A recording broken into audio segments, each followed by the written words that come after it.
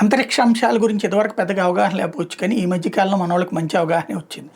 ఓ సుభాన్ శుక్లా ఉదంతం కావచ్చు, లేకపోతే మొన్నటిదాకా చిక్కుబడిపోయినటువంటి భారతీయ సంతతికి చెందినటువంటి అమ్మాయికి సంబంధించినటువంటి ఇష్యూస్ కావచ్చు, ఇట్లాంటి వాటి వలన దాని గురించి సుదీర్ఘంగా చర్చలు జరగటం వలన ప్రజలకు ఒక అవగాహన వచ్చింది. ఈవెన్ మన వీడియోస్లో చూసినా కూడా చందు సాంబశివరావు గారు దాదాపు 12 లక్షల మంది చూశారంటే అర్థం చేసుకోవచ్చు ఎంతగా ఆ అంశం మీదన, సునీత విలియమ్స్ అంశం మీదన ఎంతగా పబ్లిక్ ఆసక్తిగా అంతరిక్షం గురించి తెలుసుకున్నారన్నది. ఇప్పుడు ఇస్రోకి సంబంధించిన అనుబంధ పరిశ్రమల గురించి కూడా ఆంధ్రప్రదేశ్ 2-3 హబ్స్ కూడా తయారు చేస్తుంది, ఒక బాధ్యతాయుతమైన అడుగులు వేస్తుంది.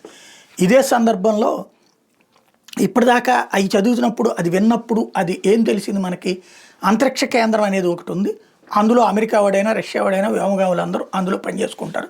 అంటే ఒక పెద్ద డబుల్ బెడ్రూమ్ ఫ్లాట్లో అందరూ ఉంటున్నారు, పని చేసుకుంటున్నారు, ఎవరికాళ్ళు లేదు. 3 బెడ్రూమ్ ఫ్లాట్, 4 బెడ్రూమ్ ఫ్లాట్ ఆ స్థాయిలో కట్టారు. అది దాంట్లో అందరూ ఎవరు దేశానికి సంబంధించిన విధంగా పరిశోధనలు చేసుకుని వెనక్కి వచ్చేస్తుంటారని తెలిసింది.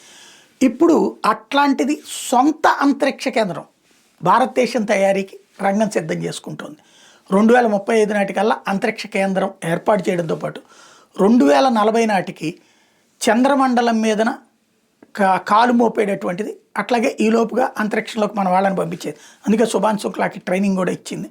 కాబట్టి ఈ రాబోయే రోజుల్లో అంతరిక్ష వ్యాపార లావాదేవీలు అన్నటువంటిది భారీగా విస్తృతంగా జరగబోతున్నాయి.